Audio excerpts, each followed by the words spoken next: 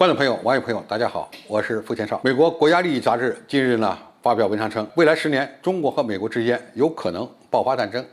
但是专家们指出，如果能避免误判，再加上成功的外交活动，美国和中国将能成功的避免冲突。美国的国家利益发表的这篇文章称说到2030年，中美的力量平衡可能在本质上将发生改变。也就是说，在经过10年的发展，中国的军力在不断的提升，而且提升的速度很快。到10年之后，双方的军力平衡就可以达到一个节点，即出现军力增强的国家会开始威胁现有强国的这种情况。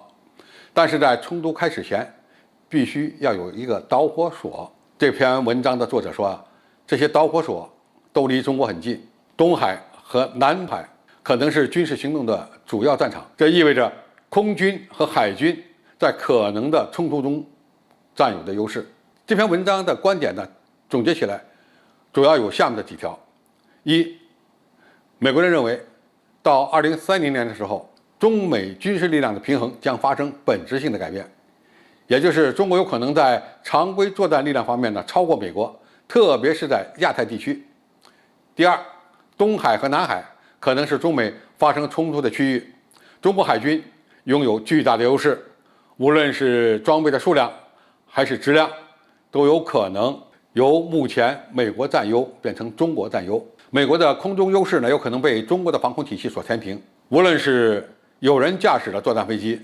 还是无人驾驶的各种各样的平台。那么在这些领域，特别是无人机领域，中国也具有较大的优势。美国唯一的优势是可以把海军分散部署，但是这并不能解决军事基地的安全问题，因为这些基地依然面临着巨大的战略短板。你把海军的军舰分散部署有多大用处？它解决了一个集中挨打的问题，但是没有解决挨打的问题。而且这个挨打的问题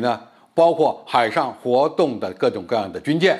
以及它的基地，基地没了，你的后勤补给就是一个大的问题了。第三，中美都将采用消灭对方有生力量的战法，谁能更快的、更迅速的做到，谁就有可能是胜利者。由于美国在亚太地区的基地数量有限，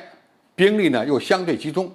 中国显然更具优势。美国的中程导弹、高超音速导弹的研发目前都落后于中国，同样面临着无法在亚太保存有生力量的难题。这篇文章里应该说的还是比较到位的。何况它即使是开发出了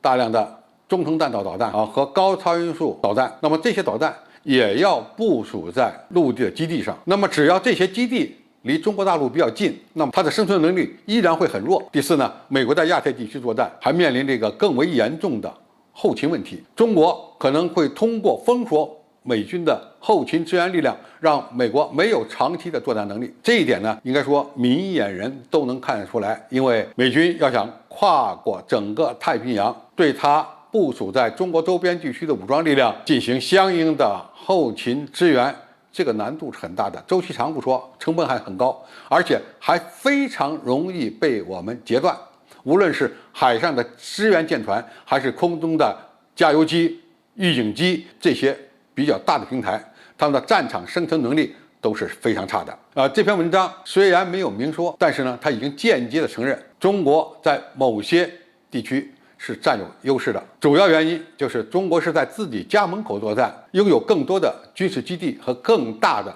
战略纵深。如果美国政府和美军的高层人物脑袋瓜子清醒的话，就应该明白这个道理，和中国和平共处，而不是武力相对，才是最好的出路。好，今天的介绍就到这里，谢谢大家收看。感兴趣的朋友，我们可以在下面的留言区留言交流讨论。我们下期再见。